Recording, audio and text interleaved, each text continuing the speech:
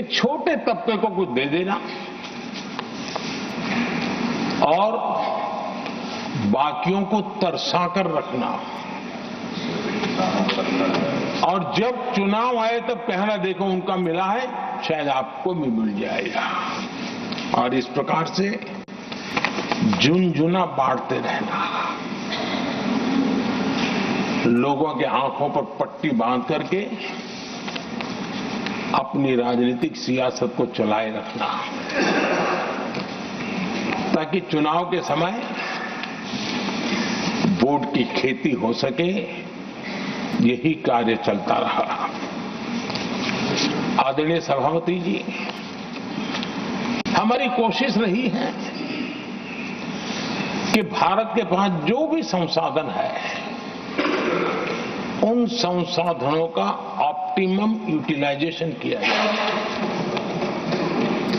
भारत के पास जो समय है उस समय का भी बर्बादी से बचा करके पल पल का उपयोग देश की प्रगति के लिए, जन सामान्य के कल्याण के लिए, उसी पर वो खर्च हो। और इसलिए हमने एक अप्रोच अपनाया, सैचुरेशन का अप्रोच।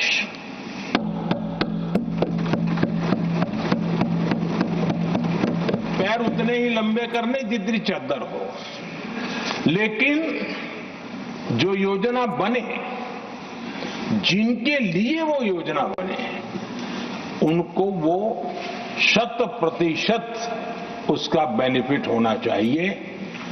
किसी को दिया, किसी को नहीं दिया, किसी को लटका करके रसक रखा और उसको हमेशा प्रताड़ित करते रखना और उसको निराशा की गर्त में धकेल देना, उन सिचुएशन से हमने बाहर आकर के सैचुरेशन अप्रोच की ओर हमारे काम को आगे बढ़ाया है। बीते दशक में हमने हर स्तर पर सबका साथ, सबका विकास की भावना को जमीन पर उतारा है, और वो आज देश में जिस प्रकार से बदलाव नजर आ रहा है, फल के रूप में हम अनुभव करने लगे हैं। हमारे गवर्नेंस का भी मूल मंत्र यही रहा है, सबका साथ, सबका विकास। हमारी ही सरकार ने SC, ST एक्ट को मजबूत बनाकर दलित और आदिवासी समाज के सम्मान और उनके सुरक्षा के संबंध में अपनी प्रतिबद्धता भी दिखाई और हमने उसको बढ़ाया।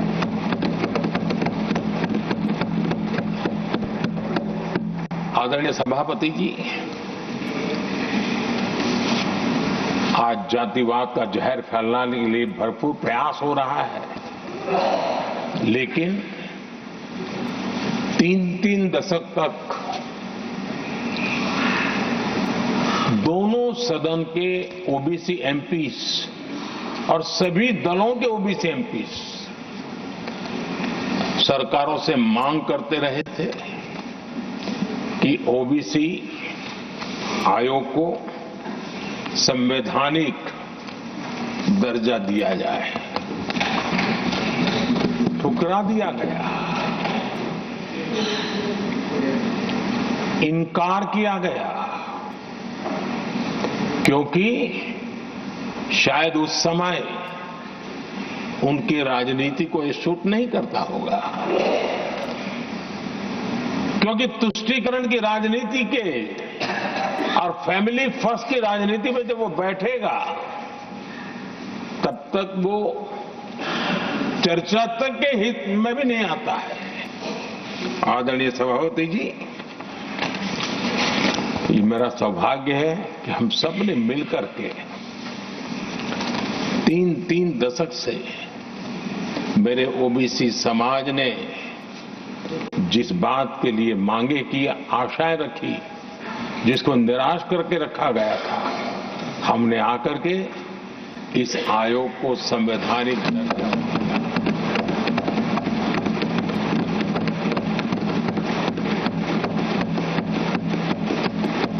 हमने सिर्फ उनकी मांग पूरी की इतना नहीं, हमारे लिए उनका मान सम्मान भी उतना ही महत्वपूर्ण है, क्योंकि देश के 140 करोड़ देशवासियों को हम जनता जनार्दन के रूप में पूजने वाले लोग हैं।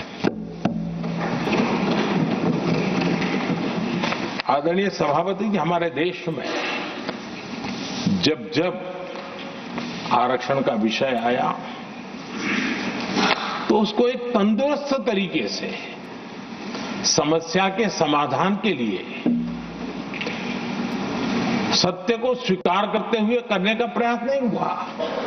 हर चीज में देश में विभाजन कैसे हो, तनाव कैसे पैदा हो, एक दूसरे के खिलाफ दुश्मनी कैसे पैदा हो, वही तरीके अपनाए गए हैं।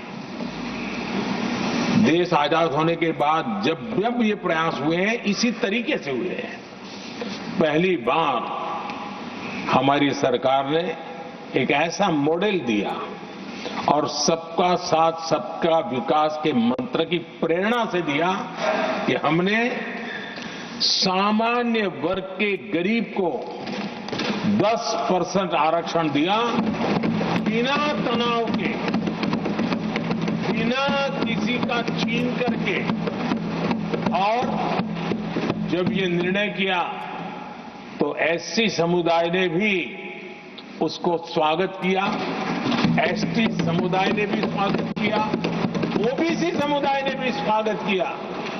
किसी को भी पेट में दर्द नहीं हुआ, क्योंकि इतना बड़ा निर्णय, लेकिन करने का तरीका था सबका साथ सबका विकास, और तब जाकर के बहुत ही स्वस्थ शांत तरीके से पूरे राष्ट्र ने इस बात को स्वीकार किया।